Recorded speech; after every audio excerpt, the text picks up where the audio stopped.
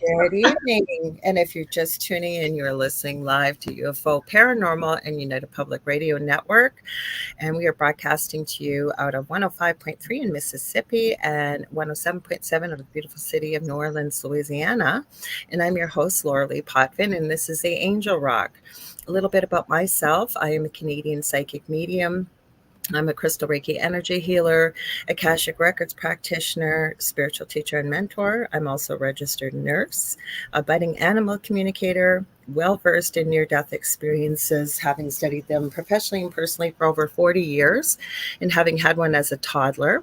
And what else? Oh, well versed in the paranormal. I should remember that because we're going to be talking about that tonight. Now, just a few housekeeping things before I introduce my amazing guests this evening. First things, if you like what you see, please like, share, and subscribe, and tell all of your friends and family. There's something for everybody on this network. That it's been around for 25 plus years, and we stream to every country in the world. I see you, Kathy Hanley Little. Hi. Where was I? We stream to every country in the world and multiple shows daily, 7 days a week. So when we're not streaming live, the archive server picks a random show over the last 25 plus years and streams it. So UPRN is always streaming on YouTube and anywhere where podcasts and talk radio is playing. Also, we have our own TV channel. So if you want to watch us on TV, you're going to head over to Roku. You're going to go to the channel store and you're going to search in the search bar, type in UFO space P as in paranormal. And there's a drop down list. It's about the third or fourth one down. And you're looking for UFO space paranormal and United Public Radio. And that's us on there. Many of the shows are streaming over there, including the Angel Rock this evening. Now, I would be remiss if I didn't tell you also about I host another show on this network on Thursday nights with my very good friend, very gifted angel channel and medium, David Hansel. It's called The Thing at the Foot of the Bed, and it starts at 7 p.m. Eastern Standard Time. Both of these shows are very audience participative. Without all of you, I would just be having a wonderful conversation with these two beautiful ladies that are patiently waiting. And that would be okay. But I always tell my guests I have an incredible audience live. You guys ask great questions, share great comments. But remember that the shows, most of them, go out. The people that listen, the global audience, is 80% audio. So if you want to join in the conversation, we would love to have you.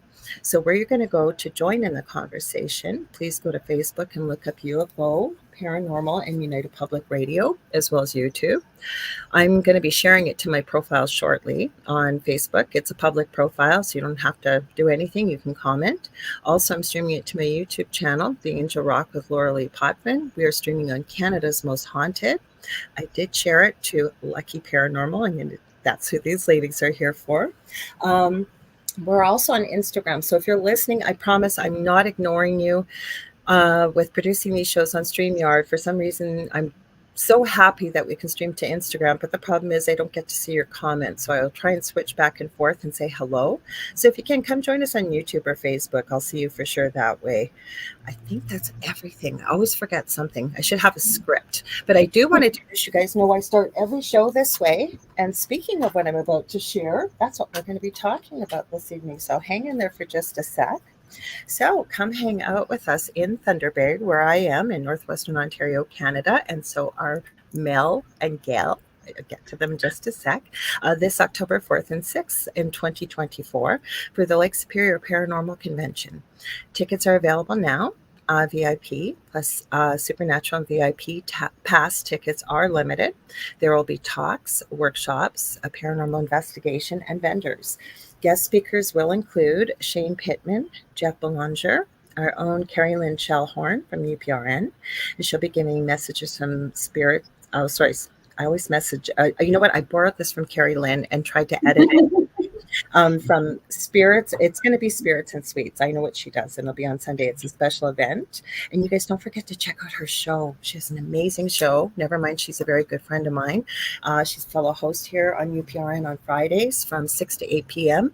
She has incredible guests and such a fantastic show. She's such a gifted medium and paranormal investigator, super knowledgeable. She's got a great group on Facebook. I think she's having one of our other hosts on Friday. I think it's Sean Kelly, she told me last night. Also, we have the travel channels, we have the hunting. Chris Witowski, for talked about UFOs and Bigfoot, I believe. I added that because I checked who you're having on. Dean McCauley from Dark History. He's been on the Angel Rock before. The Winnipeg Paranormal Group, and so many other people, including myself. I'm giving a talk in one of the rooms. And what else do I want to add? So I want to say special thanks to Lucky Paranormal, and we hope to see you there. So if you want to buy tickets, you can head to LakeSuperiorParanormal.com.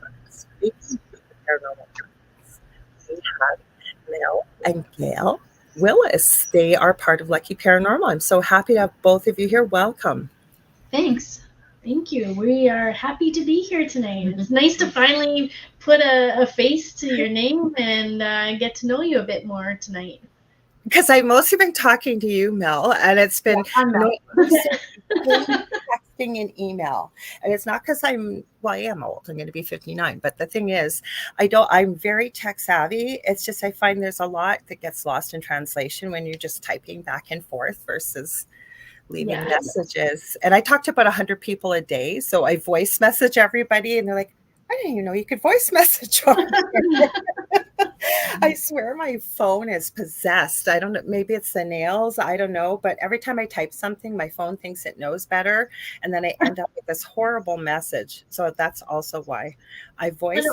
Well, before we talk, let's say hi to everybody. So we've got, like I said, Kathy Hanley Little. I know she's in Florida. I'm dying to hear how things have been, you guys. I should have started it out with that happy eclipse. I knew we would be here tonight. I promised y'all we would be here tonight.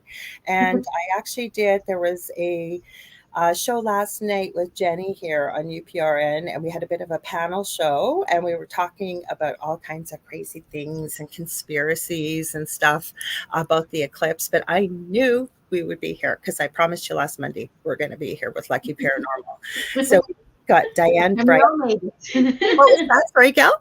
I said we all made it. We made it. Yes. It was cloudy everywhere, which I found a little interesting. And I felt really bad for people that traveled really far to go to places because Niagara Falls was supposedly in the best place to see it, right? And I wasn't looking for it.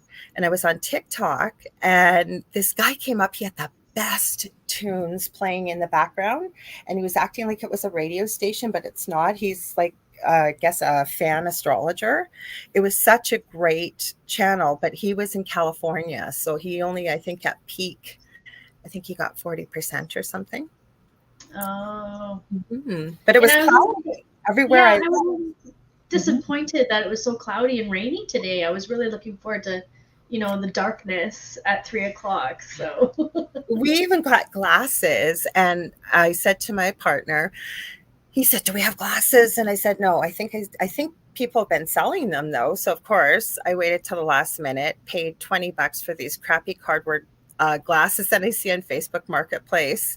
Glasses, $5. And they were useless. So let me save them. What was that? Sorry? I said, you have to save them. Well, I don't know if I'll live till the next one. What is that? Something like 70 years from now? You never know, though. We've got Cindy Simpson. Kathy Hadley Little. She always says that and it helps my ego. She says, you're a youngster, Lorilei. I wish. Oh, you felt down all day today, Kathy. I'm sorry to hear that. Well, hopefully we're going to brighten your day today, and I'm glad you're here. We got Z-Sun Dragon. He's out in New Brunswick, so you have to let us know what things were like out over there, Kevin. He's got a long name, but his muggle name, as I call it, or the job that we do besides the paranormal, I call that the muggle job, Harry Potter. Diane says next eclipse, 2044. And she's in Ontario, I think. So that's a ways away yet. 20 years. Well, you never know. I might be here. Yeah. Might not have all my marbles, but I'll be here. So speaking of the paranormal, I am dying to hear, how did you ladies get into the paranormal? Because I always tell people about Thunder Bay that we have every kind of paranormal you could possibly think of. We have here. So I am dying to hear, how'd you get into it, starting Lucky Paranormal? Feel free to share whatever you're comfortable sharing. Do you want to go first? No, you go ahead. So like 20 years ago, I was into the paranormal, and we did a couple investigations and stuff, and then we kind of, I went on to other things, and about 5 years ago, not 4, my mom passed away, and then it's okay. I was like, she's not gone because I can feel her, and then that sparked my interest. I'm gonna do the paranormal again, and so I started with a group of people, and Gail was like, "Where are you going?" And I'm like, "Well, I'm going investigating." And she's like, "Where?" I'm like, "In the cemetery out by Kakabaka." And she's like, "In the middle of the night?" I'm like, "Yeah." And she's like, "No, you're not going alone." So then Gail started coming with us, and then she started filming for us. Okay. And that's how the whole Lucky Paranormal sort of YouTube channel came about. Yeah. Well, that's pretty cool. For people that don't know what Kakabeka Falls is, and I've talked about it on here before, about the First Nations legend between, we have the sleeping giant, which is known as, depending on who you speak to, I know you ladies know, the legend of Gitchigumi, or the legend of Nanabiju. And it is closely related to Kakabeka Falls, which is on the south side of the city. And we call it the Little Niagara of the North. And I think I've read some of the legends on here when I've done a show by myself. So, and that is, I think I've even told tales of some of the stuff I've heard out at Kakabeka. I just want to say hi to one person here, Julie Jean Bassett. Welcome, Julie. Julie is an incredible animal communicator. I took her course. She's helped me with 2 of my animals, and she's an incredible shamanic practitioner. Really powerful healer, really helped me even with some physical things. Even being a healer myself, it's so hard to heal yourself, I find sometimes, so to go to someone else. So if anybody's listening, please check her out at juliejeanbassett.com. She said she didn't know she was going to be here tonight, so I'm glad she could pop in.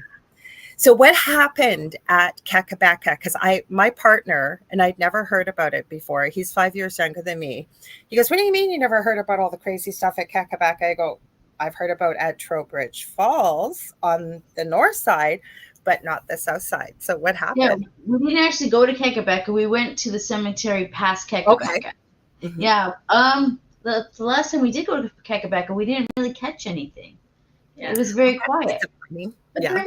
But there was a legend about I don't know if it was demons or there was some sort of negative spirit in the rocks, because we didn't know about this, but when we were there, like doing our like a nature walk, they actually have panels about some of the stories, and one of them was about the rocks. Right. And I don't know if you remember that or not. No.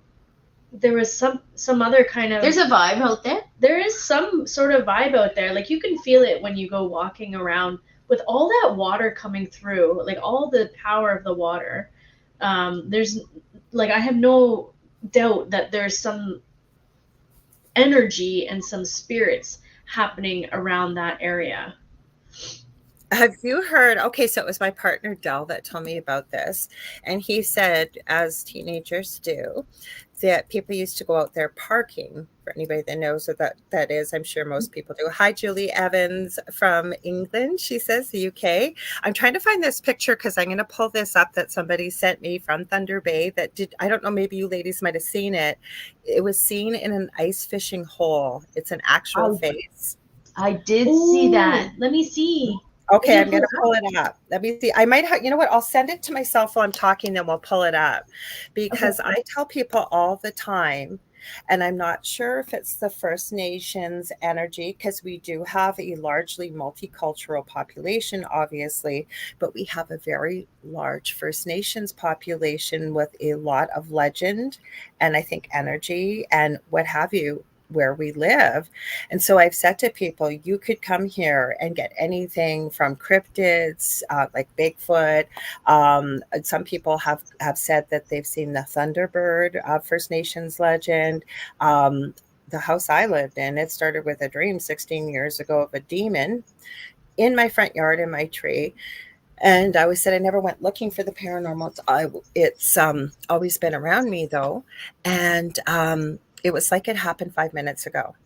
And what had happened very quickly, people have heard this story that are listening, but if you're just tuning in, I woke up and I was in my front yard. It was my old house, and there was this man sitting in the tree. And I said, I'm not a real high maintenance type of person, but you could tell he was wearing a very expensive silk, dark charcoal colored pinstripe suit. And as I was looking up, he had this very expensive looking white silk shirt, black silk tie, and his hair was all black. I got to remember, people can't see because a lot of people listen, but it was all slicked right back. It was black and cut right around to his neck, and he had a goatee and mustache all in one piece, very, very neatly trimmed. And then I saw his skin. It was like this pasty grayish white. And then his eyes, they were like pure black, and they would go to flame. And at that time, I was making pet accessories and jewelry and stuff. And I had just gone around to the local businesses here, and I was shocked. I was still married to my first husband at the time, because everywhere I went, people kept saying, "Why don't you drop some pieces off? I'll sell them for you." And I'd say, well, don't you want any commission? No, no, just drop it off. And I said, like, this is crazy. And this is how far back it was. It was when that book, The Secret, came out. And the movie had just come out, and we had watched it. And I remember my first husband, his name's Earl, he had said, well, maybe it's The Secret. And I said, well, maybe it is. And then I have this dream. And in it, this demonic entity, because he identified that way, said to me, "Hello, Lorilei." He said, "You know that little business that you have?" He goes, "That's nothing." He goes, "I can offer you wealth. I can offer you fame. I can offer you whatever you want in your wildest dreams. All you have to do is agree to follow me." And in my dream, it's not radio friendly what I told him, but basically using a lot of curse words, I told him where to go, and in no uncertain terms would I follow him. And then he started laughing at me, and I said, "Who are you?" And he said, "I'm a demon." And I said, "Who are a demon?" And he goes, "Yeah."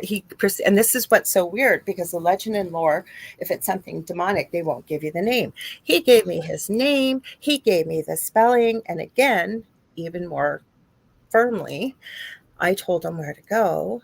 And he started waving his finger at me, and he's going, "Oh, no, no, no, no, no. Every time you see a crow or a raven, you're going to know who it is." And I remember I had called on Archangel Michael, and there was this massive, there's not even words to describe the colors. It was like a royal blue, silver, and white. And a flash, I woke up crying, shaking, and in a sweat. And that is not me. I am one of the calmest people. And right after that dream, all heck broke loose in my house. Really? I swear to Wow. you. Yep. When I was 8, every summer, we had moved to a brand new house built from the ground up. I woke up exactly at 3 a.m., and no 8-year-old knows about the paranormal, especially back then. And I would be being choked, unable to breathe Ooh. every single night. And they diagnosed me with asthma finally. And it was kind of like when the spring of when I was turning 8, right until the snow fell every single night. So I've had Wow. crazy stuff in this city. How about the two of you? Have you guys had any crazy experiences? Well, in the city? At one cemetery that's kind of outside of the city. Okay. Yeah, we were, so it's fenced in with barbed wire fence in the cemetery. Mhm. And so you can kind of feel that if you're in the inside, you're safe. But if you were to cross the barbed wire, it feels like you wouldn't be safe. Ooh, I hate that So feeling. I was standing at the end of the barbed wire, and I'm looking out into the bush, and then all of a sudden I can see red eyes. And it was kind of like moving, like almost like a wolf kind of stalking me. And then I was like, guys, there's red eyes there. And then they're like, red eyes. I'm like, yeah. Like it totally didn't click in my head. I was like, yeah, that's all that's there. Like So you just saw the eyes? just the eyes. And it was low, like wolf height. Yeah. Both my partner and I, and that house was crazy that we lived in. Crazy. I don't know if the people that have it now have it or anything, but I am telling you, and everything we had broke or didn't work, even if it was brand new. Our security cameras we had in the basement with a monitor, and he had spent quite a bit of money on them. They just stopped recording. And we had brought the machine in. We had the technicians come in. They couldn't find anything wrong with it. So, but I started documenting all the kinds of crazy things that were happening in that home. But I can tell you that one night I was talking to a friend in California, and as girls will talk, I just colored my hair. She goes, "Oh, I love the color of your hair." And I said, "Well, hang on, I'll run outside and I'll get the box." And there's a 3-hour difference. So it's about 2 a.m. So I go outside, the garbage can's right out there in the front yard, and I hear her yelling, "Laura, get back in the house. Get back in the house." And I'm going, wait, you're not going to believe what I see. This is so incredible. Right across the street, I'm getting goosebumps. This massive, almost see-through, white-looking wolf, and it's just slowly walking. I know this sounds crazy, like I'm making this up. I swear on my children's heads. And then it stops and it turns to look at me and has the most incredible turquoise blue eyes. And it's walking. And then it was kind of like in a crescent. So there was a sidewalk. It was crossing the road. And my friend's screaming at me to get in the house. And I'm turning the phone going, "Can you see this? Can you see this?" Yeah. And then as he started to walk past a telephone pole, it disappeared. So I said, "Fine, I'll go in." And I said, "What?" And as I'm going in, she's going, "You didn't hear all that growling and snarling?" I go, "No." And as I walk in, my eldest kid, he was still up. He's a nighthawk like his mom. But I mean, he was in his late teens. And he goes, "Mom, what the HELL was going on out there?" I said, "What do you mean?" He goes, "You didn't hear all that growling and snarling?" And I'm still on the front with my phone. And my partner saw something like that with black with red eyes. Oh, wow. Well, we've heard several stories like on the north end of Thunder Bay. And that's where it is, the north end. Houses. So there's several stories about the wolf man, or like what in the golf course, like the dog. I haven't heard that one. Tell us about that. Yeah, and the dog. So we've heard that like people driving down Hodder Avenue have been crossed by the wolf man or the dog man. It would walk like a dog and then stand up and walk across the road or run across the road. And they go into the portal. And then there's a portal at the golf course apparently. So interesting enough, we had gone on a little walk around the Lakehead Psychiatric Hospital, and we met up with a couple who were walking their dog, older couple, and just chit-chatting as we do. And then he was saying how he was a police officer and he had retired and he didn't really believe in the paranormal. And then after we talked for about 20 minutes or so, stories started to come out, which they typically do. So he was saying how he had gone golfing with his buddies at the golf course, and they saw a portal of some sort, white, open up from the sky, and he also saw some creature go running across the field. And I said, well, I think that there's been, some sightings of dogmen around. And it's interesting that the more you talk to people, they're like, "Oh yeah, I don't believe with that," and then they recall all these stories. So around that area where your house was, really interesting that many people have seen wolf or like dog men standing up, and you saw one too on the other side of town by Mission Marsh. So lots of sightings around Thunder Bay with different creatures and cryptoids. Well, I also have missing time. So the owner of this network, I'll give him a shout out, Joe Montaldo. He broadcasts this all out of his home in New Orleans. But he's big into ufology, and he's one of the founders of ICAR, International Center for Alien Research. And he's been doing a 20-plus year study on Rh negative blood, red hair, and green eyes. And because he has found through the research that genomic DNA sequence did not exist. And I've heard him say 20,000 years and 70,000 years ago. I believe 70,000 years ago. So interestingly enough, my mother has red hair, green eyes, and Rh negative blood. She doesn't believe in any of this, anything I do. But while I lived in that home and I didn't get a lot of sleep, I found the pictures while we've been talking to.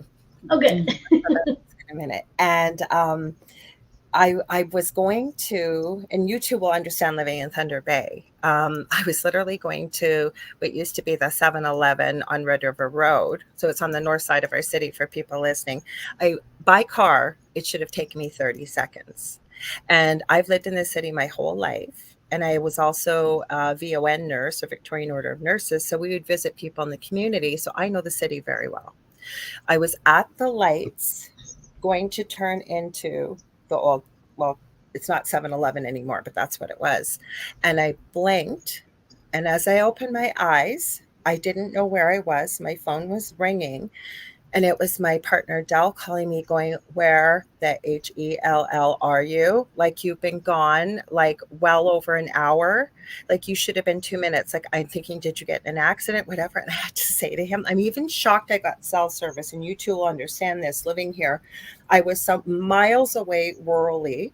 My car was in the opposite direction, and I was in front of this building I have never seen. It was abandoned, and it was like a half circle on a side road. The windows were broken out, and I had to say, "I don't know where I am. I'll call you back." He's going, "What?" I was like, "Where I am." I have no idea what happened in that time or how I got there, because it was literally like I closed my eyes and opened them. Wow. And I've gotten some strange stuff. We've shown it on the thing at the foot of the bed in videos of stuff that's really strange in the skies, again, on the north side of the city. Yeah. Interesting, isn't it? The north side of the city. We've had 2 UFO things, We've both seen, by Kekabeka and Northern Lights. yeah, Northern Lights. Ooh. So did you guys Actually, at the cemetery we saw it. Yeah, at the cemetery with the barbed wire, we saw a UFO. Yeah, several UFO sightings in this area. we have everything here. We do. That's why it's such a wonderful thing to have this conference that you ladies have done a lot of work. You really, really have. Don't worry, we are going to talk about it, but everybody loves to talk about the paranormal. So everybody's talking right now about the eclipse. We'll go back, check the comments for a sec, and then I'll pull those pictures up. I got some other ones I'm going to show you from my basement that are crazy. So let's see what Kevin says. Kevin says, 4:30, the sky changed. He's in New Brunswick, as if the sun was going down. And 3 minutes later, in reverse, knowing which windows as the sun rises and sets and where I could safely look at the sky, I stayed indoors. So to me, it looked like the sun was basically setting. I caught a live video clip feed from Toronto. And oh my gosh, like the guy couldn't believe it. He thought people were joking. People were literally yelling and screaming their religious belief of their creator out, and like acting like end of the world kind of stuff. And he wasn't, but he's going, dude, if you really do want to pray, and he was saying to Allah, this isn't the West, this is the South, and don't you need a mat? Like, that was maybe a little bit smart alecky, but yeah, it was crazy. It really was. Tons of people too. So Kevin then says, skies were clear blue here today and still are now that it's back to normal. Well, aren't you lucky? Because we certainly didn't have that, did we, ladies? No. And I think it's raining. still raining. Yeah, I think it is still raining. It's been raining since midday. So I think, Diane, I think you're in Southern Ontario, are you? If I remember correctly. So she said ours were clear till 3:18. It darkened the sky and then got clear again. So let's see. I know that some of the other people won't get this because it was only in North America, right? And a bit into Mexico's still part, isn't it, of North America? Me and my geography. He said, yeah, the sky went dark as though the sun was setting, but did not go full blown darkness. And then in reverse, got brighter as the moon was passing, but it only went on for about 3 to 4 minutes and then normal. Hi, Contessa Martin. She's here. And then let's see what people are saying. Oh, yeah. Kevin says he's in Campbellton, New Brunswick in Canada. I'll pop into Instagram. Oh, good. We're good over there so far. Sometimes we get a ton of people. Sometimes people realize to come over here. Okay. So you ladies want to see these pictures? Yes. Okay. I'll just say one thing here. We got Diane said my son needed a blood transfusion in Toronto years ago, and Thunder Bay had the only matching blood. Wow. Well, I can tell you, Diane, I used to work in the NICU. The hospital's no longer standing anymore, but I was at the Port Arthur Clinic, Port Arthur General, and we used to get the team coming up from sick kids all the time. We used to have to fly stuff back and forth, and it's a long way to drive, I'll tell you, because there's no way to get across those Great Lakes, is there, ladies?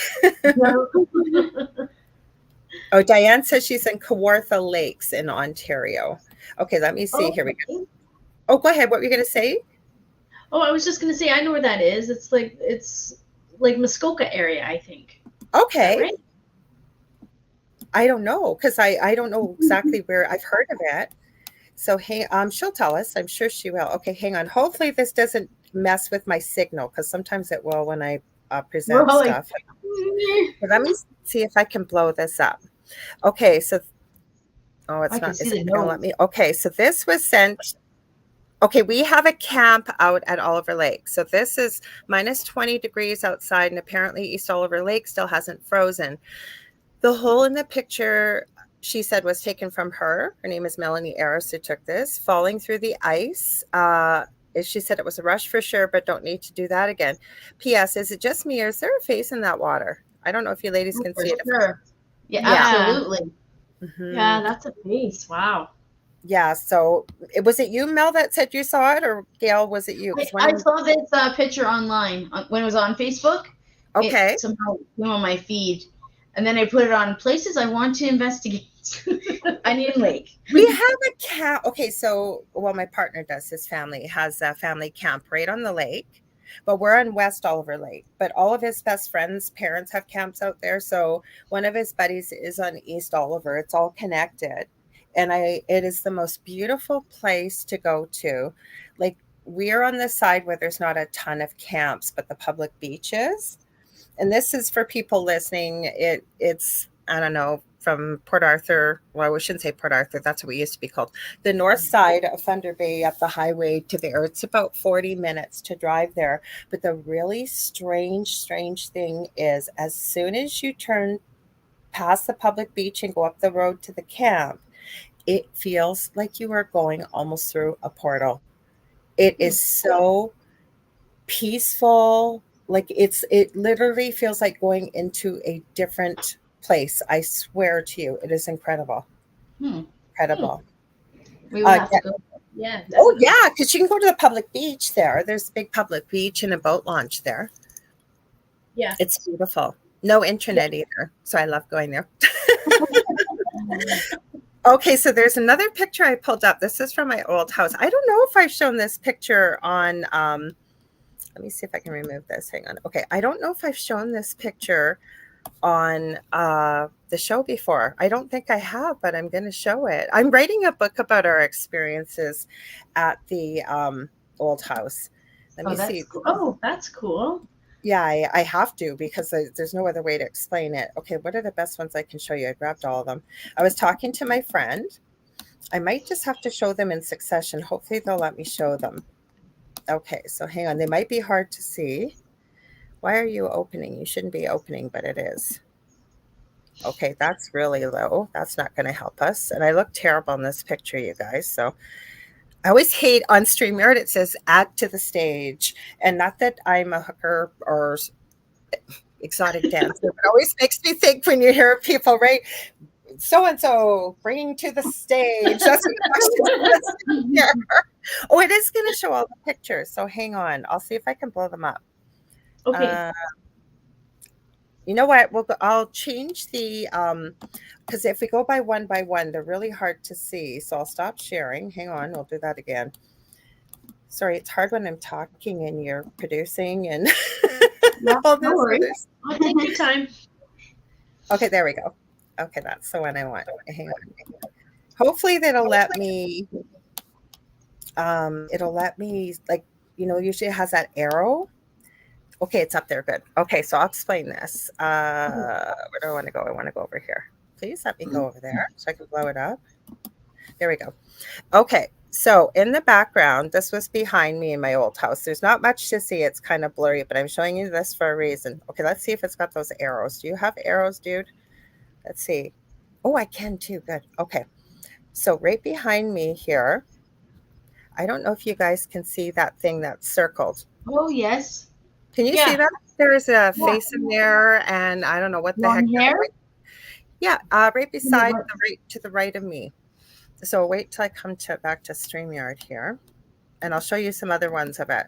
That was captured by my friend. I did not take this. So when you see this, it's too bad if I lighten it up, you can see it.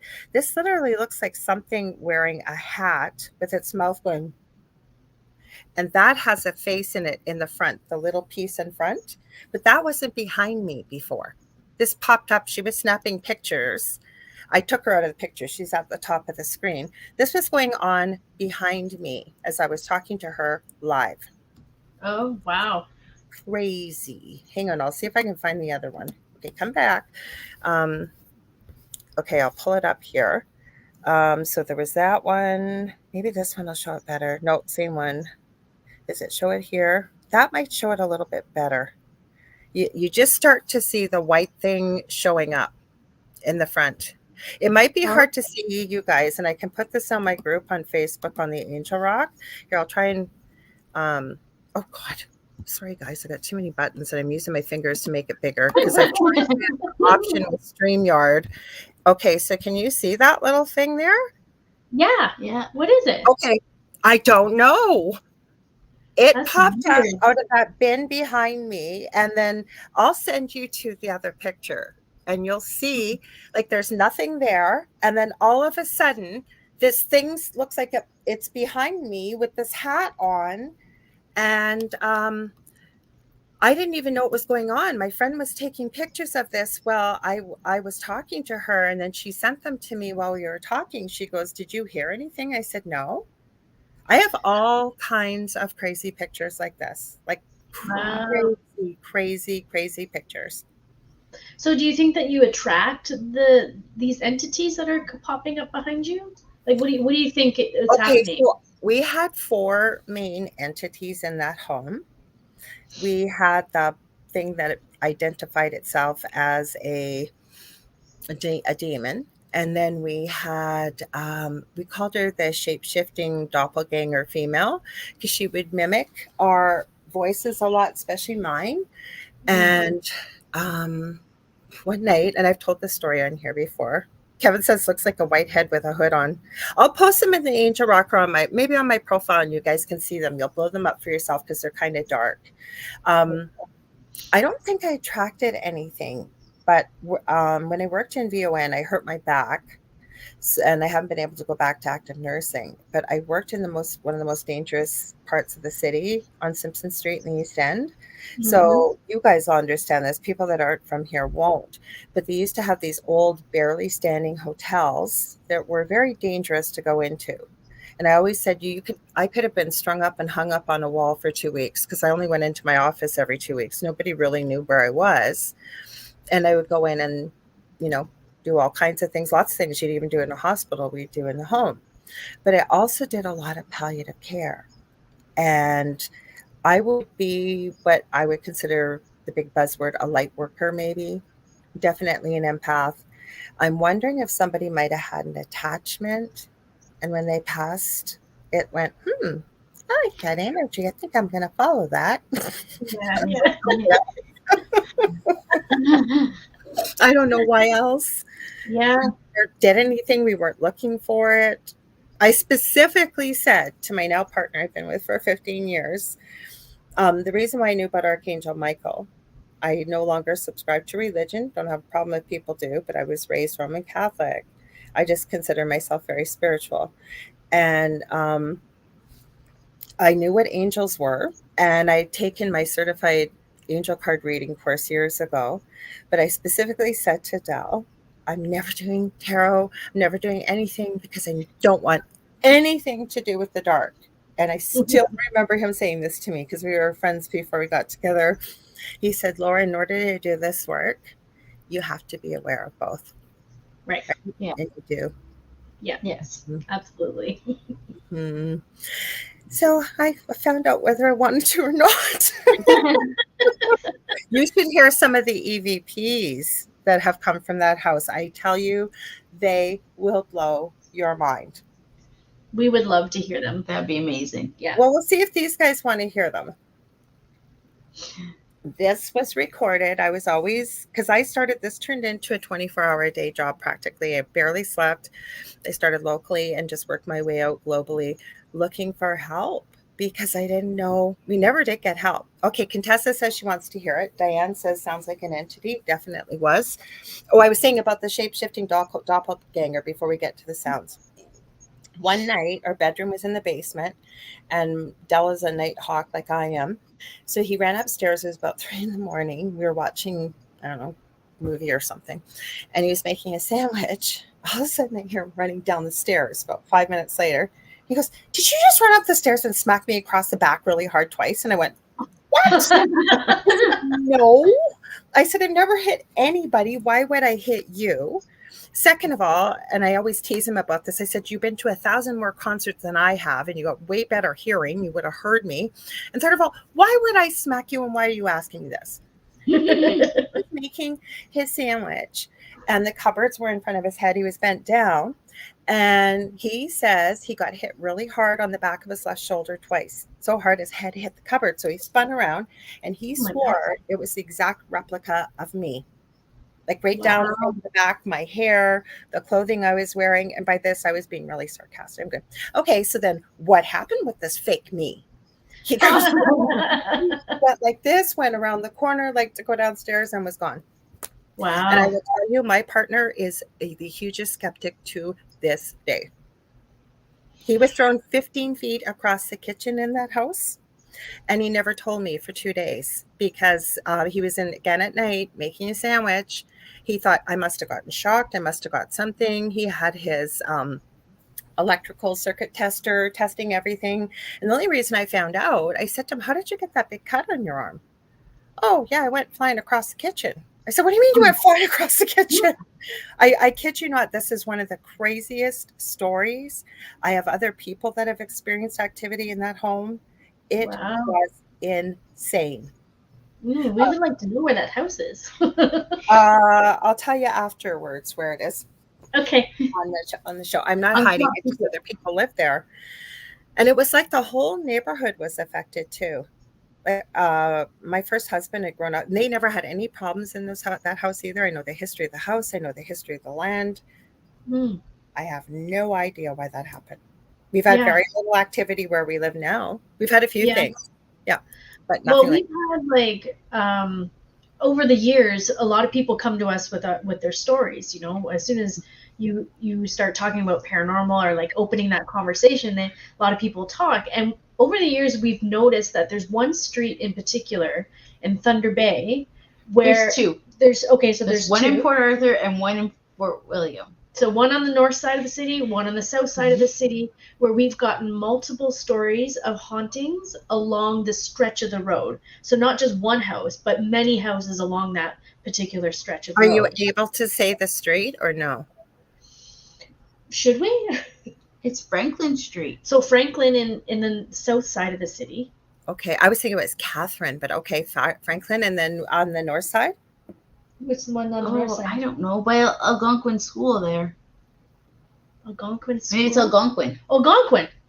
Algonquin, yeah. Oh, okay. I wasn't on Algonquin, but I was close to that area. Yeah.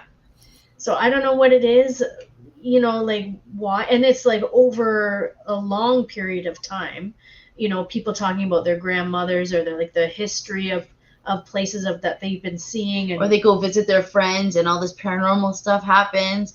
And then I'm like, we joke, right? "Oh, on Franklin Street?" And she's like, "Yes." I'm like, how did you know? Yeah. I wonder, did you guys ever find the history of the land? Like, was there maybe like a battle or something that went on that land? There's been some murders. Yeah, there has been murders on Franklin. Okay, that would make sense. And there was a pedophile. Okay. So a lot of difficult. Negative. Yeah. Yeah. I mean, there were one of the fellows who strangled one of the ladies on Franklin in the 40s, I think it was, or 30s. He got, he was hung in Thunder Bay. Oh, okay. So there was 6 hangings in Thunder Bay, and he was one of them. Maybe the last one. Maybe he was the last hanging. And then something. Oh, yeah. That's right. Yeah, and then another house along there, I think they found a body under the porch. Oh my goodness. Yeah, so lots of negative things happening. There was another house that had several owners of that house had terrible things happen to them or their family members while living in the house. So different families that had moved on, they had an issue. The next family that moved in had an issue of some sort of tragic death within that one house. Well, that would make sense. Like when I moved in where I am, and I was talking to one of the neighbors, and they had mentioned, just as being on YouTube, I have to be careful some of the words, and it was they had unalived themselves, and I knew what house and what floor. I could feel it and still see it. And sometimes I will use some of my ghost box apps.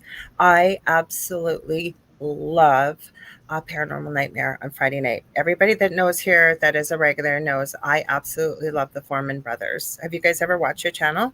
No. Oh, girls, you have to watch. You have to watch. Okay. Okay, three brothers. Yeah. And they're in, I think it's in Idaho or Iowa. And it's Rocky, Sean, and Josh. They're adults now, and Sean went through a horrific demonic haunting as little boys. And so, what these guys have done long before they got a TV show, and they always have a live on Friday nights, but they go live lots, and like Saturday nights, they'll show you what they're filming live. And what they do, they use their own money. They don't charge anybody. They travel all over the US, and they have for years to go help families that are going through severe hauntings. And they don't just go in there to investigate. They do investigate and see if somebody has a message or what it might be.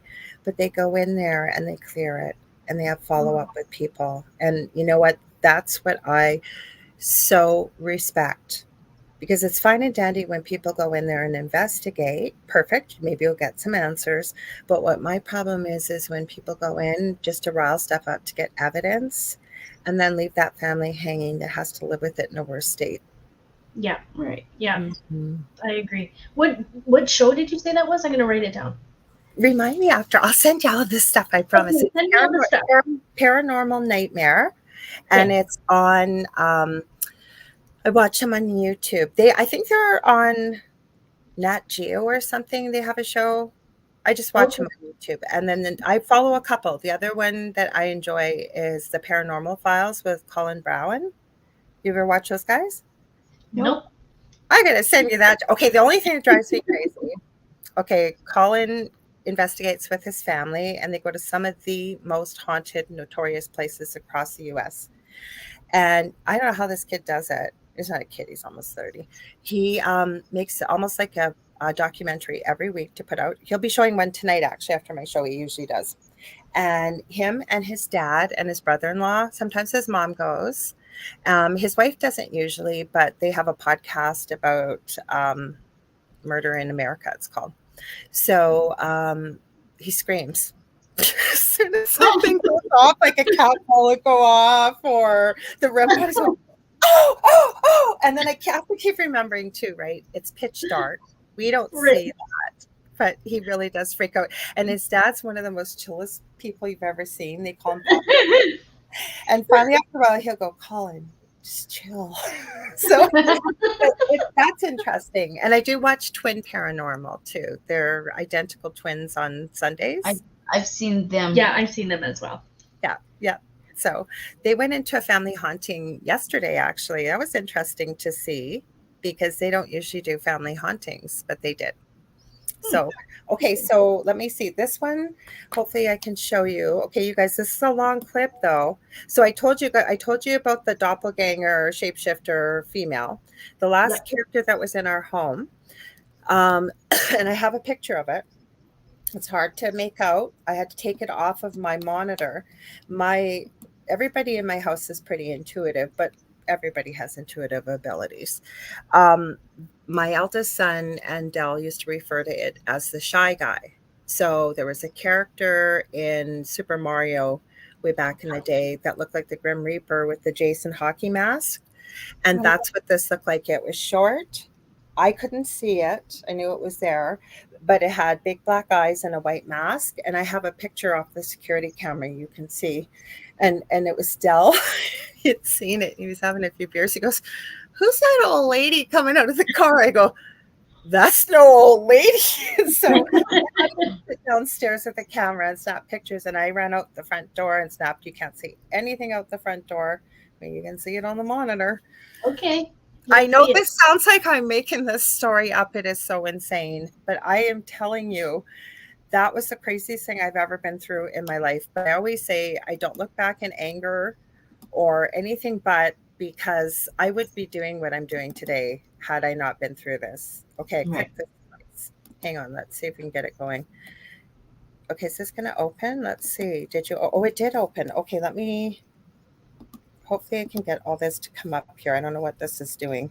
I don't usually play Facebook here, so something's coming up in front of it. What are you doing? No, I don't want that. Hang on. My messenger is coming up. You know what I'll do? We'll close it on here for a minute. We'll go to Facebook. Sorry, guys. Give me a sec here. I apologize. So again, this is in Thunder Bay then?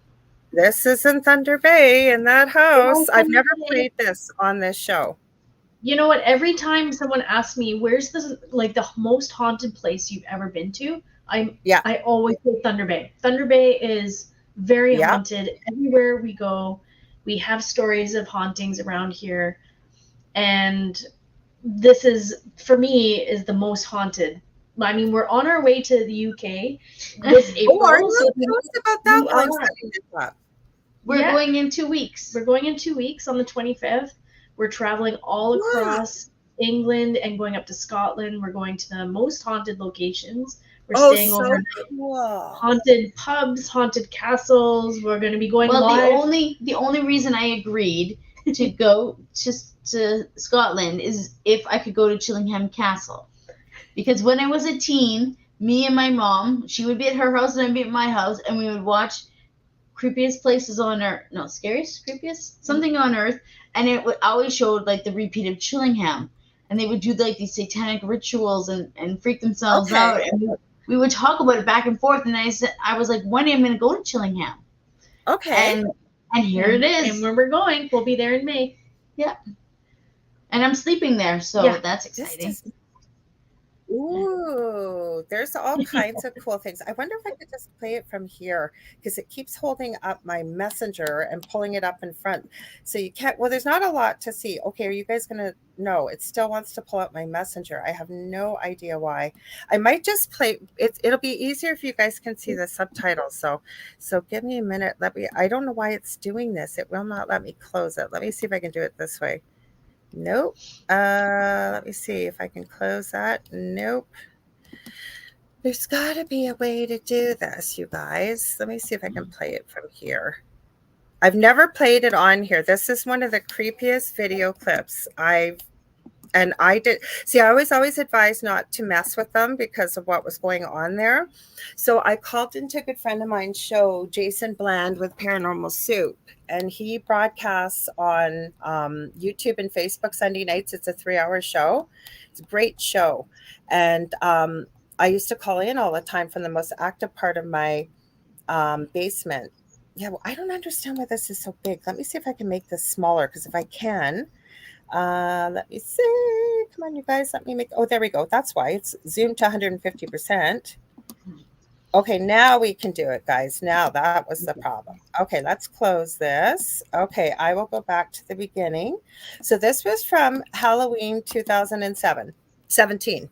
This was from the most active part of my basement. And I did not plan on calling in because his show only used to be 2 hours. And I'd actually been watching the memorial concert for Chester Bennington. And I went, oh, crap, it's like 12:55. I'm going to miss Paranormal Soup. I'll just pop in to say hi because it was his Halloween show.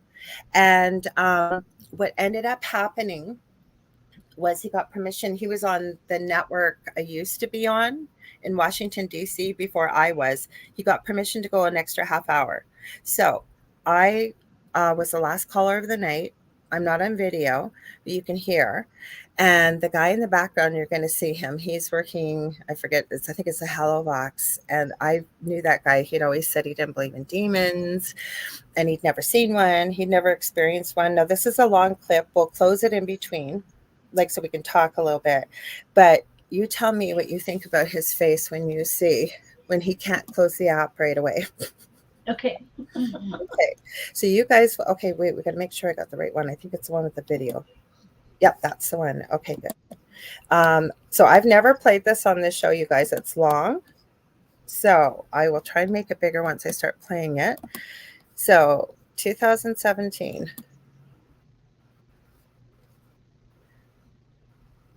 Oh, hang on. I got to start it over. I'm going to start it over. What's going on? Oh, stop, dog. No, not now. Dog's decided she thinks she's a lap dog. She's a German Shepherd. No. You're the last card. Don't hang up. No. Stop. I think. Okay. Yeah, there it goes again. It's gonna whistle as a song. You're going to see costumes, just so you know. These are creepy people. It is a song. It's like in a tune. Like old time western.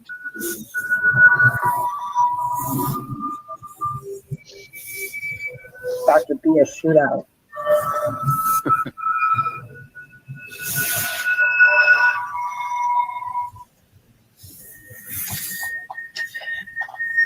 Talk to him, Lorilei. See if you can get him to talk to you. Talk to him? Yeah. Yeah, okay. Got to say there. You got a smart aleck that always cuts in when I'm talking to somebody. Chandra. Got all kinds of funny stuff coming through. Well, dude, you got they told anything you to to say shut now? up. I heard it say shut up. Did you not hear that? I It thought I says heard that shut up. too.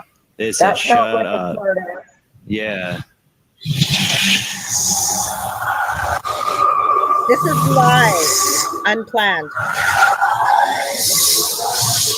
Oh my god. That's just what I see. I don't know. But I can't wait to listen back to that one. I just whisper, I see you. I see you. Wow, it's weird how the thing gets all of a sudden. It's like goes from like nothing to Nothing Off the happened. charts loud. Till I called in. freaky. DSESP Rigiti Omnia I'm Yelawa. gonna pause. DSESP Rigiti Omnia Yelawa. What the hell is That we still to this day have not figured out what that was that came through. That It's sounds like like it was- another language. Another language, and my heart was just pounding as I was listening to this. I have no idea why, because I'm not afraid. But Yeah. this was live from the most active part of my basement. So you guys know, all this stuff I'm telling you, I swear my children's heads is all true. This is the craziest EVP session I have ever heard. It's longer. You see what you think, because you're going to hear more. This is So I insane. just have a question though, Lorilei. Like, so where is the spirit box? Like, what are they using? Okay, so the guy in the window, he's in Chicago. He has the spirit box.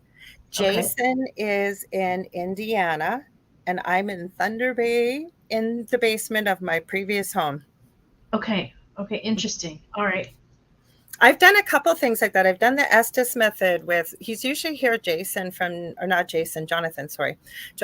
JK47. He's in Colorado, and I've been here, and he uses the ghost box to help solve cold cases and find missing people. And so we did that. We didn't do it online, but we did the Estes method together to see what we'd get. And he got something pretty creepy by the end of it. He doesn't usually, goes, nope, I'm out of here. Nope.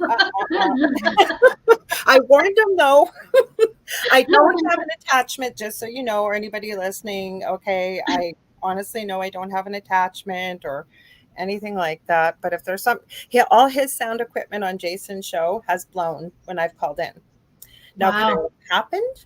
Maybe, but whenever he had any problems, the big joke used to be, is Lorilei in the audience? It was. I don't call in all the time anymore. I'm just too busy to watch. But listen to the rest. So you guys heard this crazy? We don't know what it is.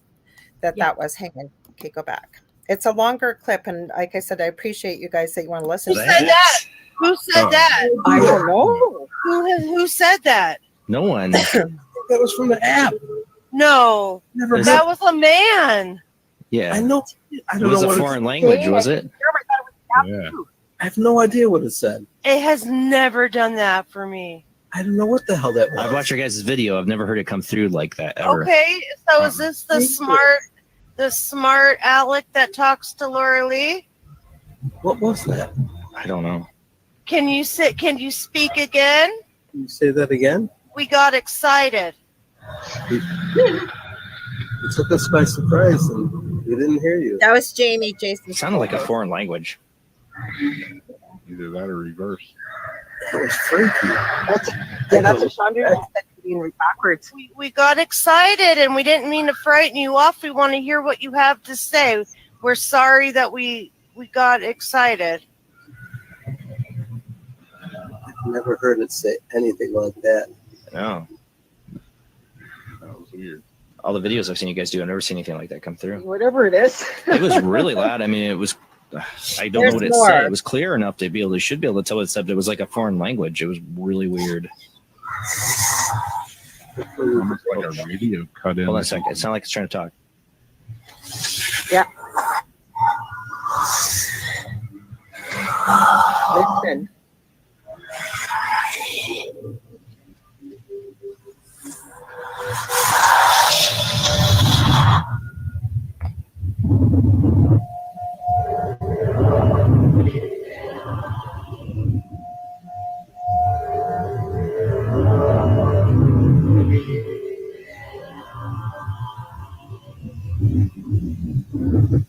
There's some in the background really creepy.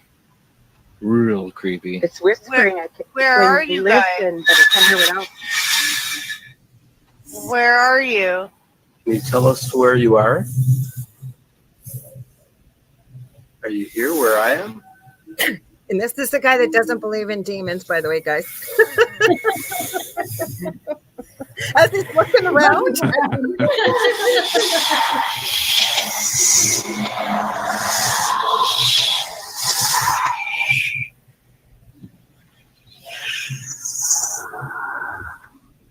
What do you see?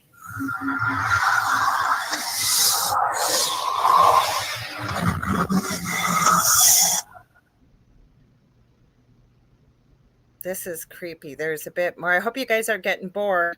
No, never. There's quite a few people from all around the U.S. And Jason, look at him. He's going, oh no. Ghost? Ooh, that's crazy. Do you see all of us? Yes. Yes. Oh, Are wow. we ghosts? Okay, time to end the show, guys. Time to go. That sounds like we're set, guys. Dude, it's like it's speaking Slytherin to us. Are we the ghosts? Yeah.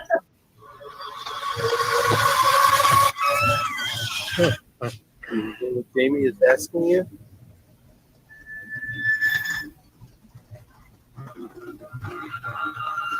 I don't think there's too much longer. That's Jason's name. See us?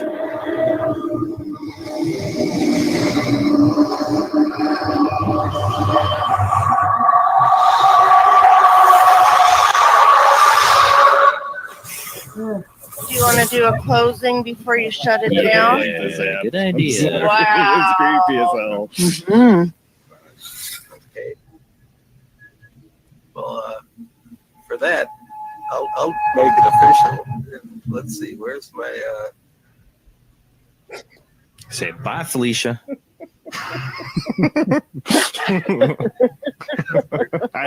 You see me say bye, Felicia, because oh. I have my.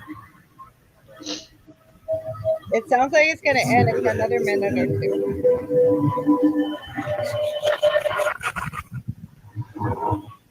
I can find it now. And the gates of hell were opened by one man named Bill who couldn't figure out how to hit the close time. I hear it. They might go square together for just tight. And Perry was saying, yeah, I haven't really got much out of this. And now it's like the minions of hell showed up. and some really foreign Because guys I smoking. called. Yes, exactly. I guess I'll go ahead and shut it down now. Close out, like say, They count down, say peace out. Okay, the last messages for us before I shut Stay where this you off. are. You don't have to go home, but you can't stay here. It's almost over. And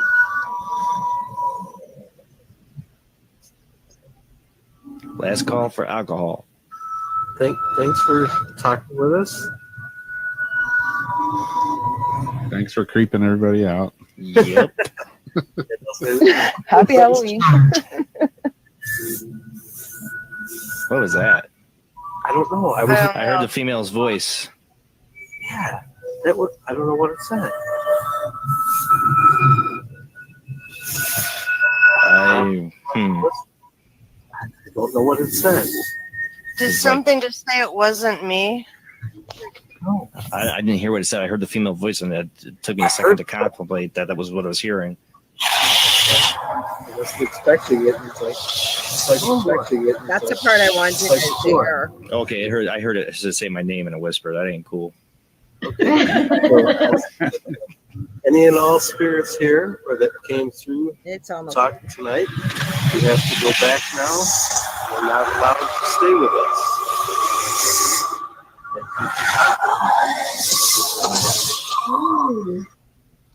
And that's all. Bye, Felicia. So that was from my basement, ladies, and I had to live in that after I called. And that's not the first one. There's a couple more like that. So I don't know what was in that house. That was completely unplanned and live. So why did you move from the house? I left that house. You were like, I'm out of here? I ended up, like I said, the whole neighborhood seemed like it had been affected. I had a neighbor that used to stand on the sidewalk and measure our grass, and if it was a 1/1,000,000th of a millimeter or over length of regulation, he would call the bylaw officer. We went through 13 tires on one vehicle. Everything would break. We were going through 4 lawnmowers one summer, and we were trying to get another one. But we knew the city bylaws by this time. And in the backyard, the grass was about 3-4 feet long, but it was fenced. As long as you can't see it from the front and it's not a biohazard, you can have your grass as long as you want. And the city went in my backyard. I was out at camp and my son was home, and I said, just don't answer the door. And they broke in, so trespassed and cut the grass and sent me a bill for $2,500 because my neighbor went around and had everybody call the bylaw officer to complain. So I had just gone through a very expensive divorce, and this was going on for a couple of years, and I received very poor legal advice that if I paid my property taxes, I was in agreement with this fine, which was accruing interest after interest after interest. So I lost my home and I didn't fight it. It wasn't because I didn't pay my bills. It wasn't because I didn't pay my mortgage. I had a friend say to me that lives in the States and knew what was going on and said, Laura, maybe this is a gift, because that house was all full of black mold, and I left it and I have never looked back, and I don't feel bad about it. Yeah. Mm-hmm. Yep. I can't make that up. There was all kinds of people there that were live on there, and there's way more that has happened. This is the most crazy story. And I'm kind of glad that we did this, ladies, because everybody listening to this, either live or on the recording, you need to come to the Paracon here in October, 4th to 6th. It's 4th to 6th, right? I got the date right from the memory. Yeah, 2024, that Mel and Gail Willis have put together. I'm going to be speaking at. They're going to have some incredible speakers at it. Tell them more about it. Now that we've done all this creepy stuff, you've just seen some of the creepy stuff I've had. They've let you know about a few things. There is all kinds of creepy stuff here. Go ahead, ladies. Tell them about it. There is all kinds of stuff. So, so the first night is October 4th, and it's for our VIP ticket holders. Mm-hmm. And it's happening at the King Gahedra Lounge, which is very haunted. I don't know if you know the Prince Arthur? No, so this is up the street from the Prince Arthur. It's the Sovereign Sovereign Room restaurant. I've never been there. I've wanted. Oh, actually, wait. We went there for Easter with my mother-in-law. I think I know what you're talking about. It's got kind of a Chinese food restaurant sign above. Yes. Oh, Yes. I want to know about this. Yes. So we just actually put out a video. We were fortunate enough to get in and investigate 4 different times. And so we've come to talk to a little spirit by the name of Liam, who's a little boy. Yes. Can I stop you for just 1 second? What are your thoughts about when you contact a child spirit? Well, this child spirit, I don't think has a negative vibe to him. He's almost a sad type of thing. And I have heard that some people say there's no children spirit and that it's demons. I don't know. People have said that to me. But I am cautious. I am cautious. We were very cautious. The first couple times we ignored him. We're like, you're not a kid. We're not going to fall for that. Yeah. The third time we went there, I'm walking up the stairs and I can hear myself say, closing communication. And I'm like feeling around. I'm like, where's the tape recorder? And they're like, what are you talking about? I'm like, well, the tape recorder, I'm not talking. So why did I hear my voice? So something mimicked me, and it was very confusing. Yeah. So that happened there as well. So the interesting thing is when we contacted the owner of the restaurant, we're like, shooting in the dark. Do you guys have any paranormal experiences? He said, no, not at all. I'm like, okay. Not at all. 2 weeks later, he calls back. Actually, our staff has had a lot of paranormal activity while they're working. And so pans have gone flying.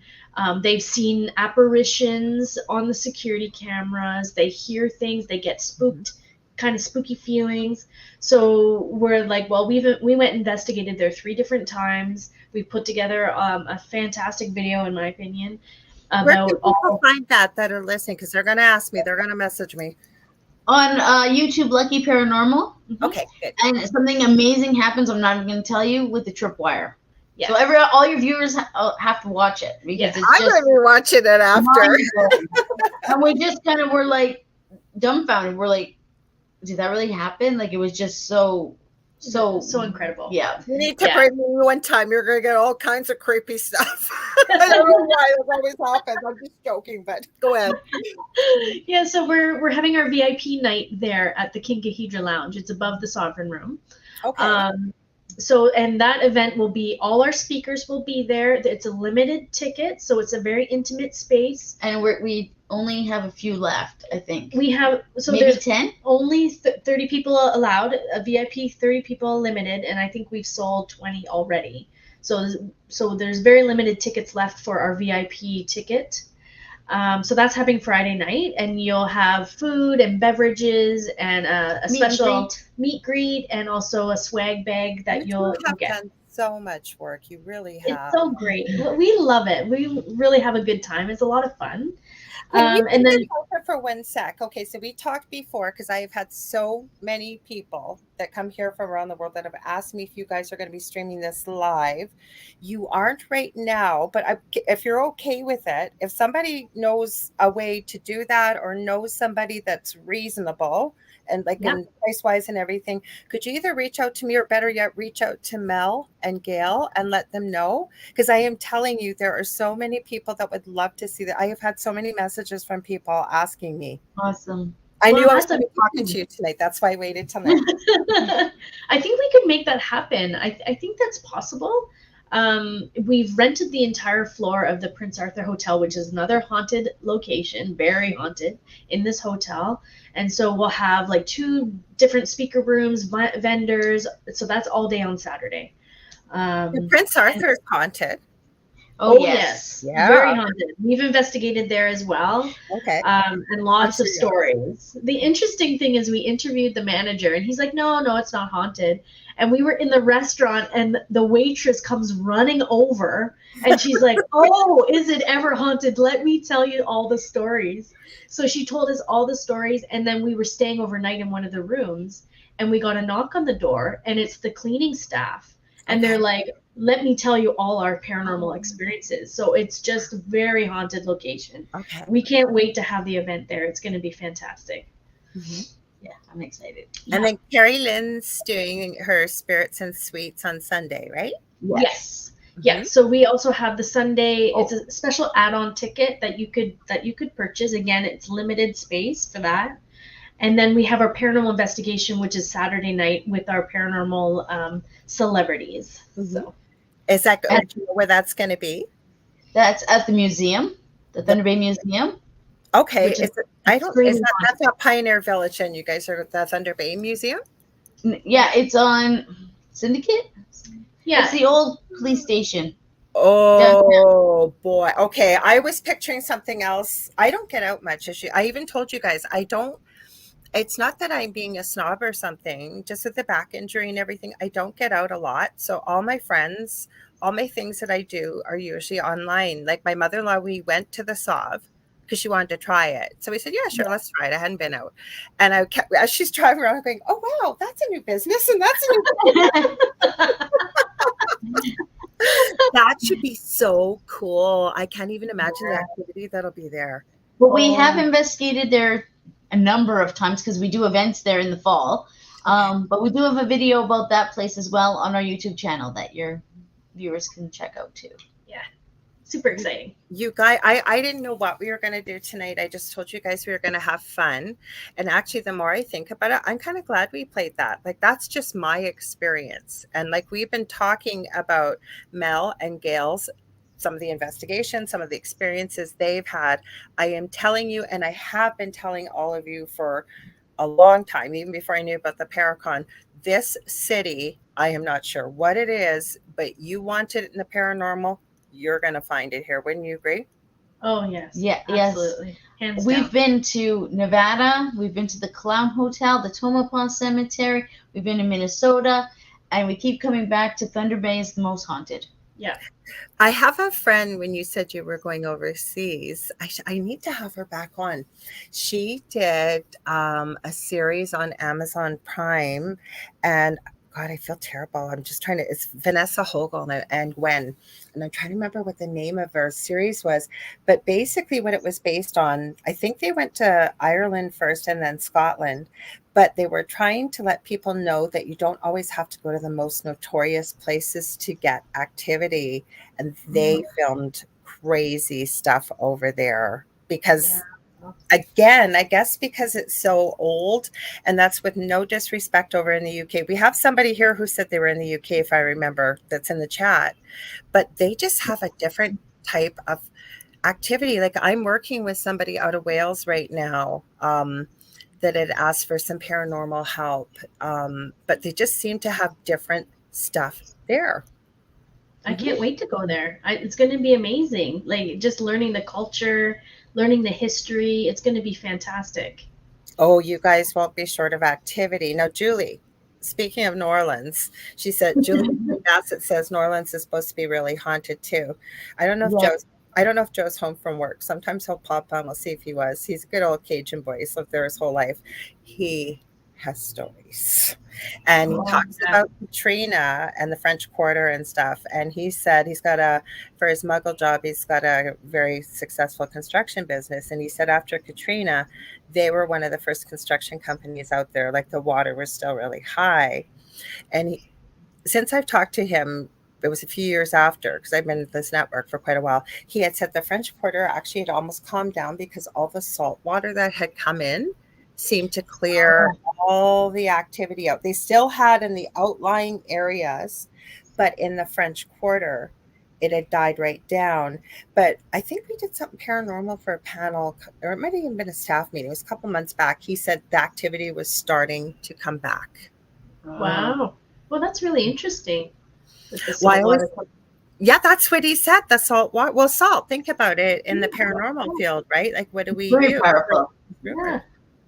Exactly. Well, he tells this story, and I've brought it up many times.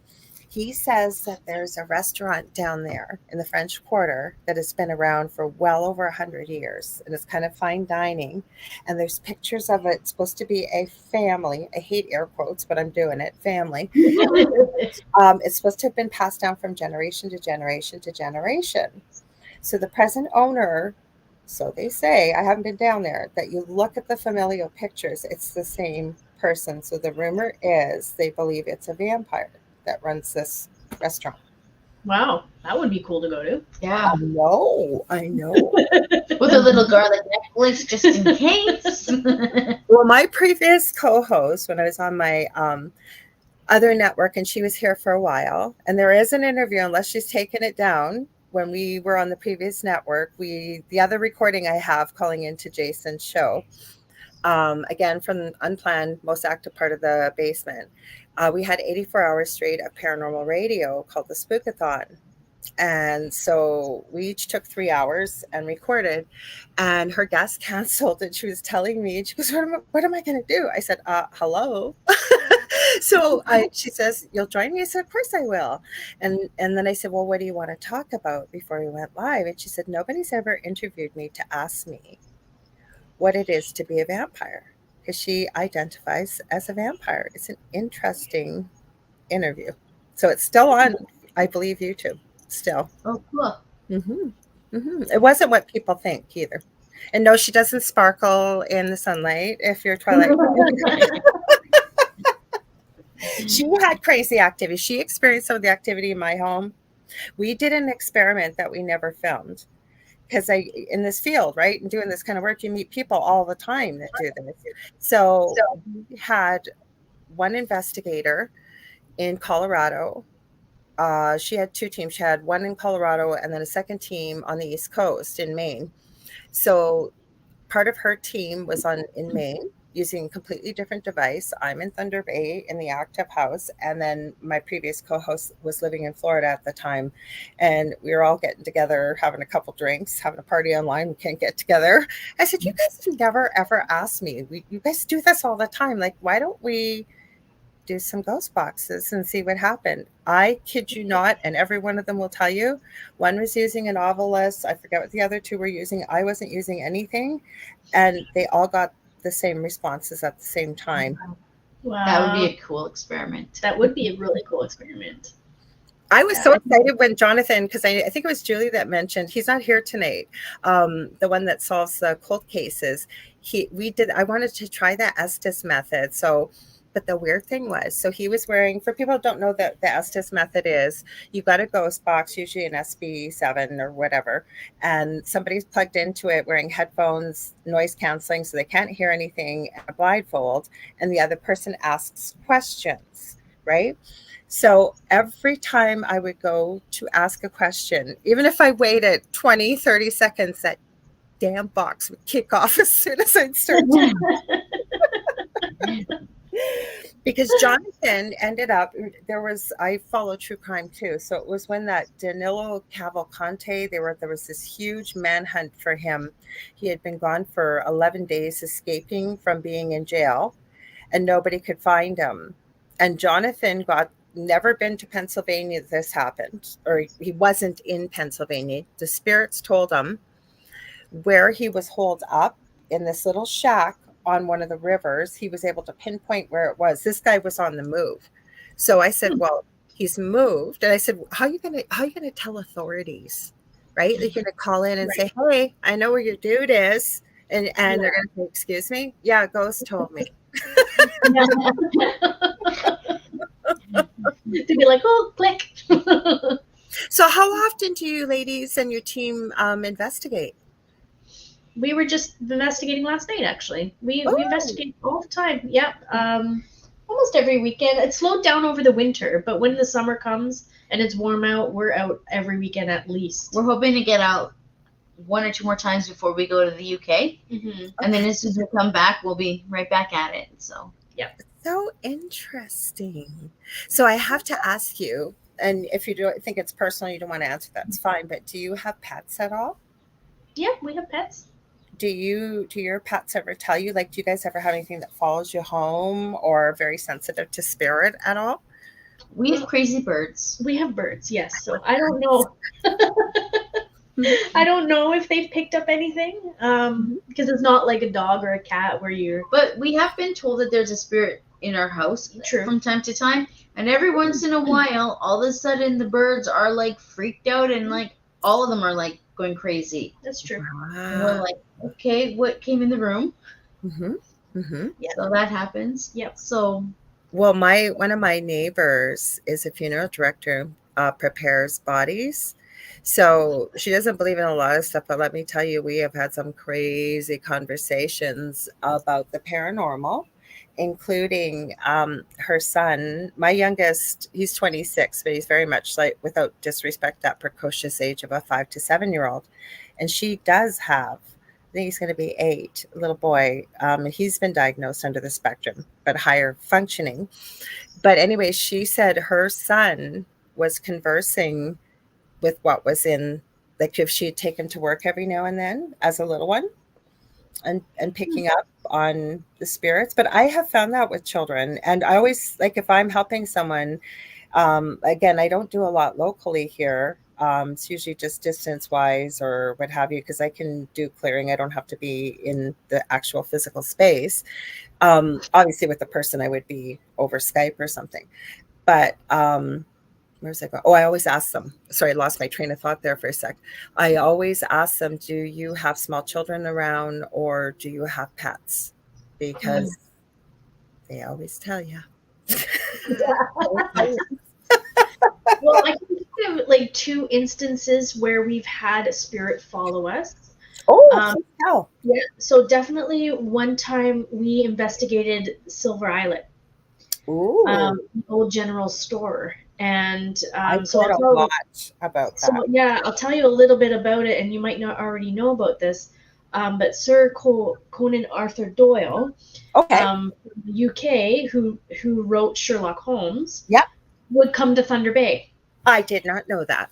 Yeah, he came to Thunder Bay and did seances. So what he would do is tell everybody he was going to tell them about his new books.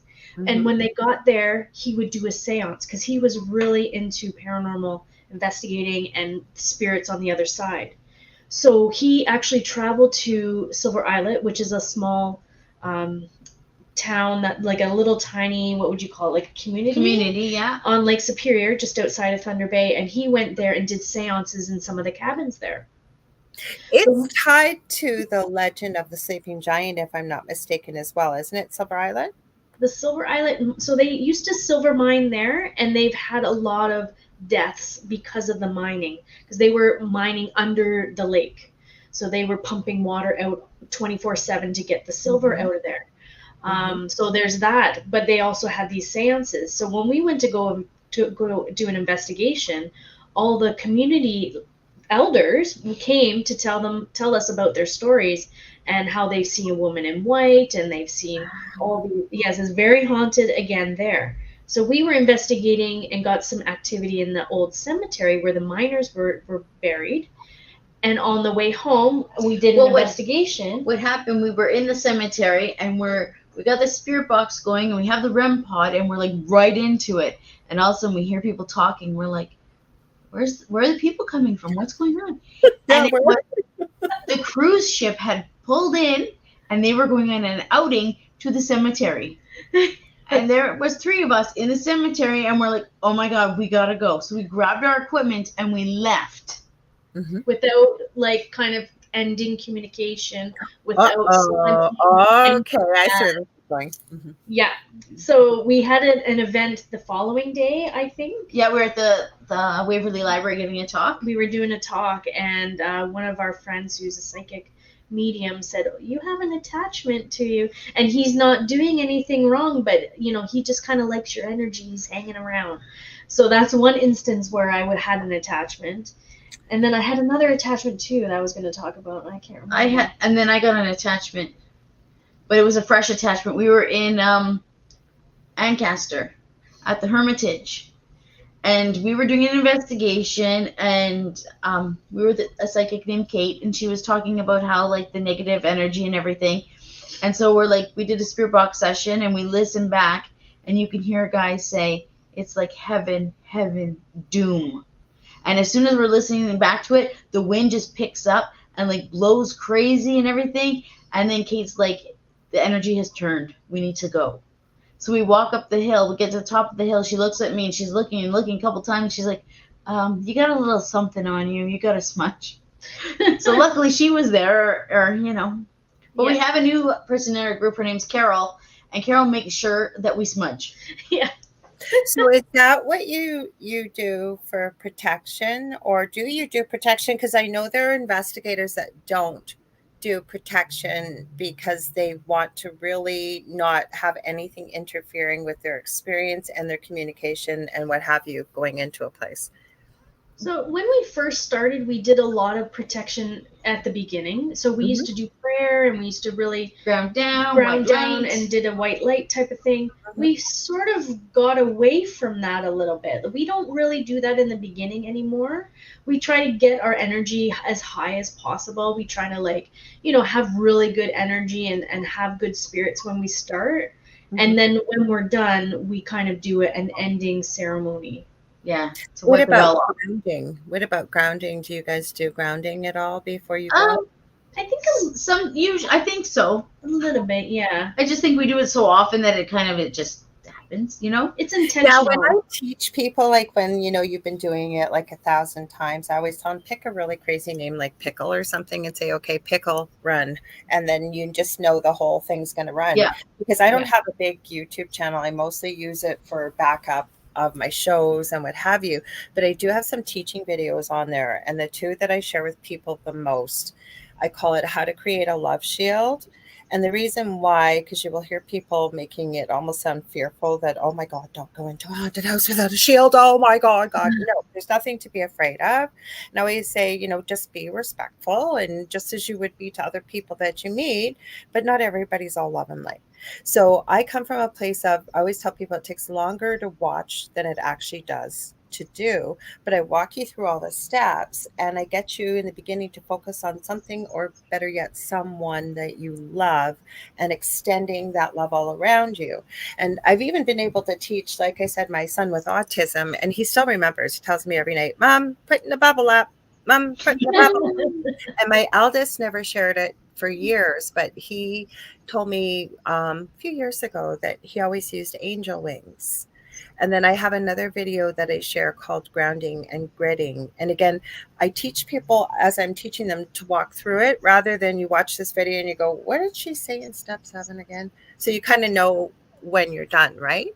And I'm always interested to hear what people do without any judgment, because people need to do what works for them. Yeah.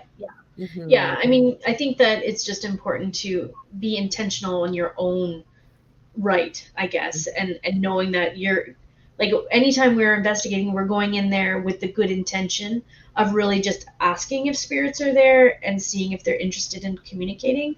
So we're never trying to, like, provoke or, like, in my mind, I was going to ask that. Yeah. And like, do it now. Yeah, like we never do that. No, we're that very makes me mad too. Like, somebody gets a response, like they say, okay, if you agree with that, can you touch the REM pod? And then it goes off, and they go, can you do it again?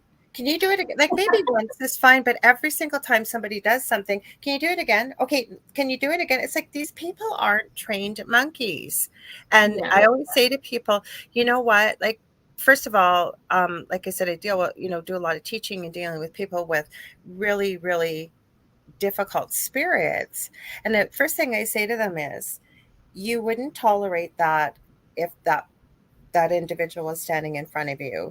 But then again, you have to explain to them about everything being energy, and including that I find negative entities feed off of fear and anger. And I know you'll know all that. So I say, when you're telling something to leave or dealing with it, to stand your ground, be firm, not angry. But even if you do all this stuff, as in my previous home, there was a portal open there. And I am telling you, I have had so many people that tried to close it, tried to help. Somebody would be coming, they were going to come, and all of a sudden someone in their family would get sick. Like, it didn't matter what we did. Nothing helped. I did get it dealt with when I left finally. But when we were there, nope. Didn't get any help at all. And I was going to say, I'm sure you two don't provoke. I could tell by your energy that you wouldn't, but there are people that do. Yeah, there is people that do. And I think that, like, just to add to your thought about asking spirit to do certain things, which is, you know, like they're not, you know, in the circus but I think it's like our own validation that actually happened. Absolutely. You and know I what I don't mean? You're like, did that actually happen? Like, can you do that again? Because I'm not quite sure. And it's almost like your own, you know, disbelief or. No, you have to validate. Absolutely. And I call that evidential proof. But I've seen people do it and they keep asking. It's like, over and over. Yeah, the same question keep going. And I'm like, why are you asking the same? What is your name? Obviously, they don't have enough energy or know how. Maybe they don't even know their name anymore. You guys got to watch the Foreman Brothers from Friday night.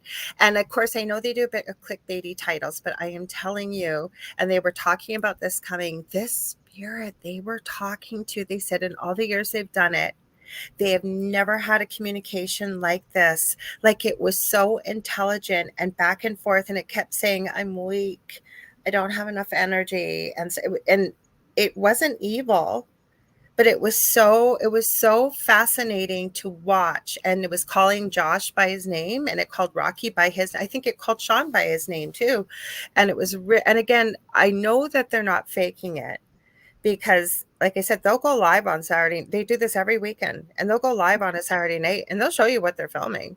Like, they'll show you if the ghost box is going, you'll get to hear it, you'll get to see clips, whatever. And I love that they go on their own dime. Don't get me wrong, it costs money to travel, and I understand that. But that's somebody that's really committed. Every weekend, they all have their own families, and they go to help others because there was no one to help them when they were little. Yeah. Oh, well, that sounds like a really great show. I got it written down, so I'm going to check it out. I already sent it to you guys while we were talking. Oh, I awesome. I sent the paranormal files, and I sent I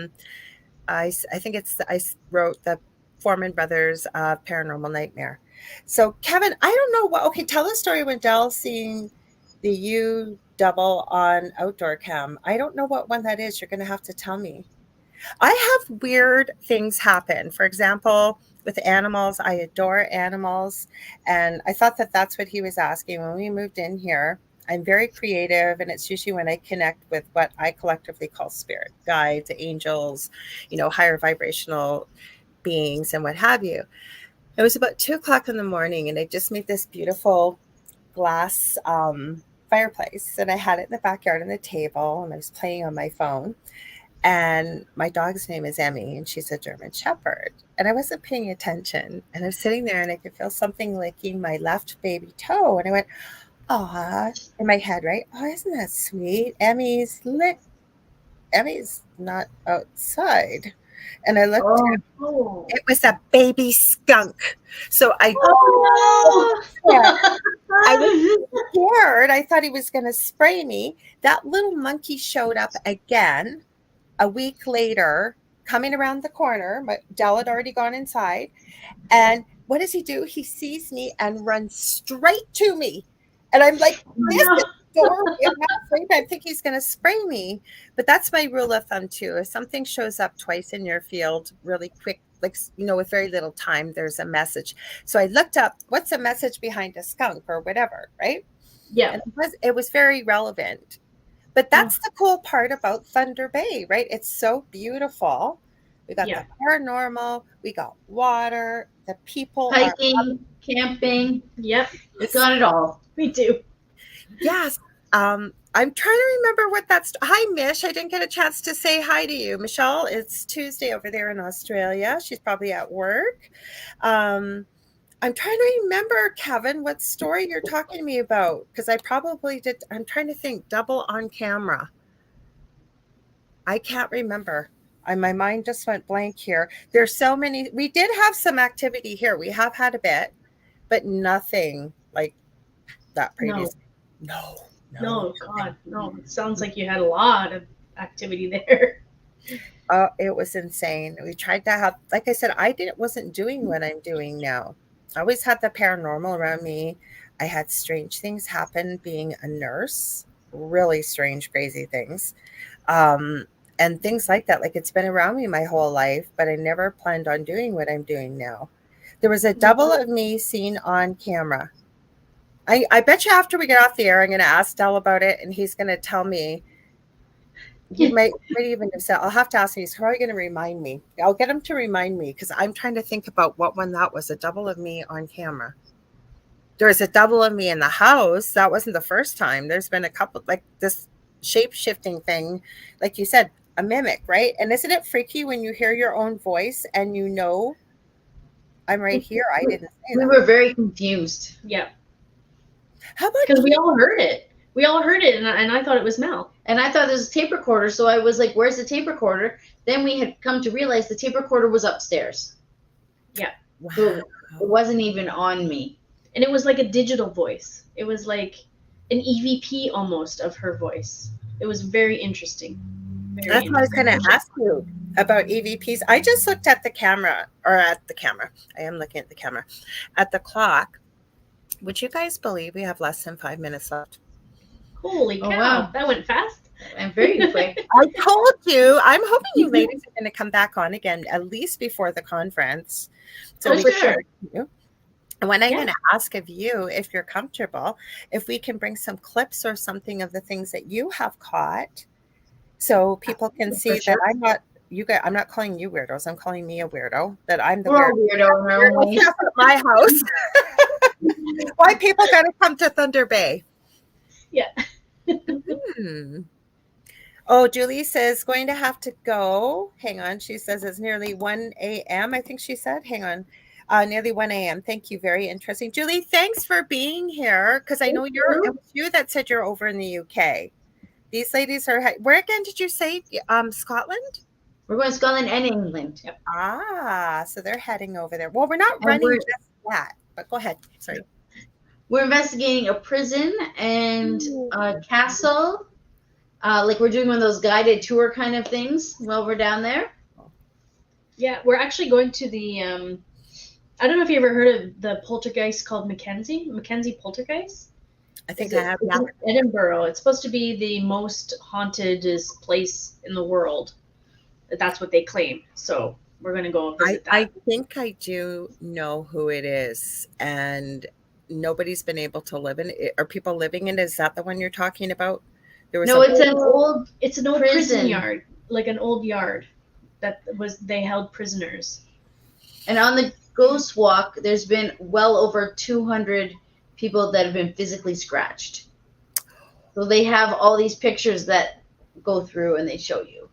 Mm-hmm. I'm going in a white bubble that day. I have a picture of me that has a handprint. Looks like it's been burnt into my chest from the previous home. I was combing my hair and I found mine. Mm-hmm. Wow. Yes, go in a white bubble, head to toe. Definitely.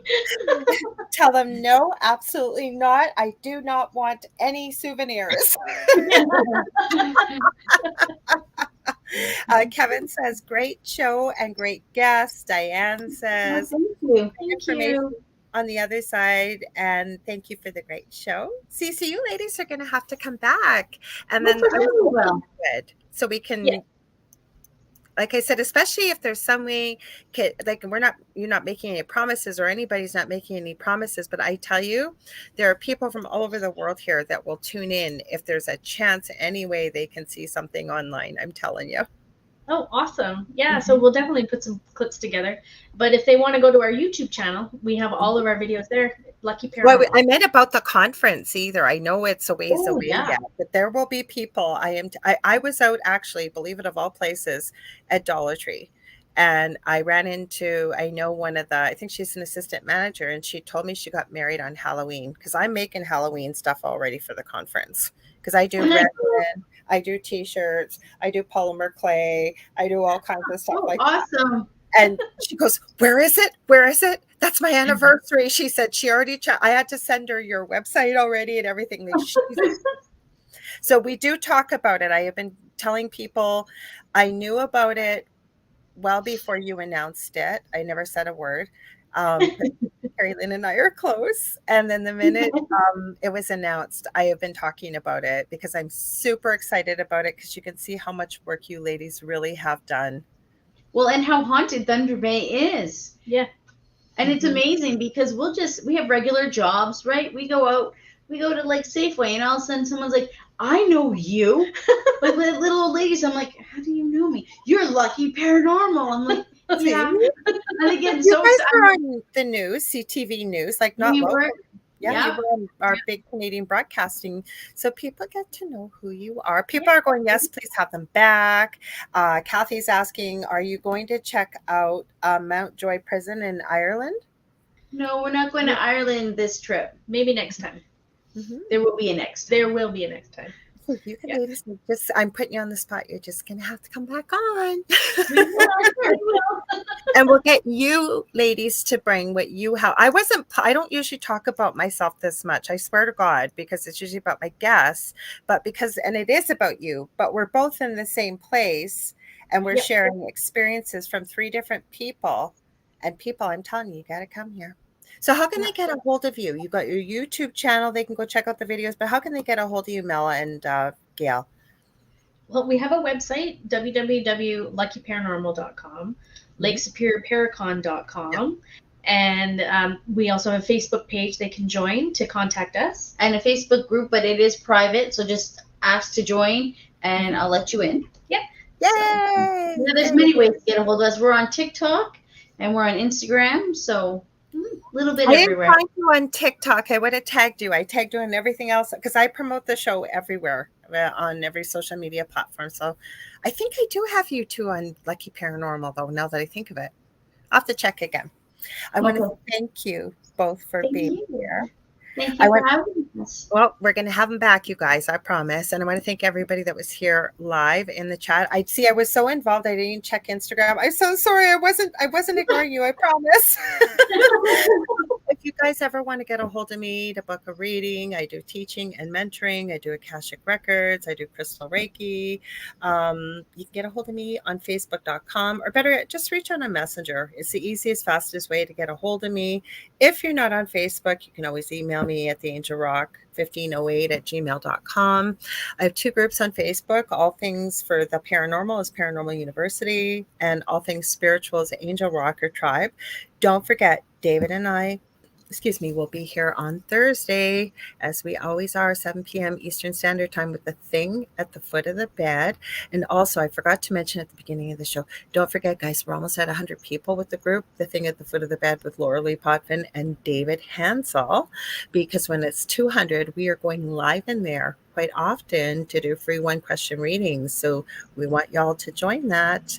And I will be back next week with the Angel Rock, always at 6 p.m. Eastern Standard Time. I forget who's coming on. I think we are having on Sonia Roy. Don't quote me.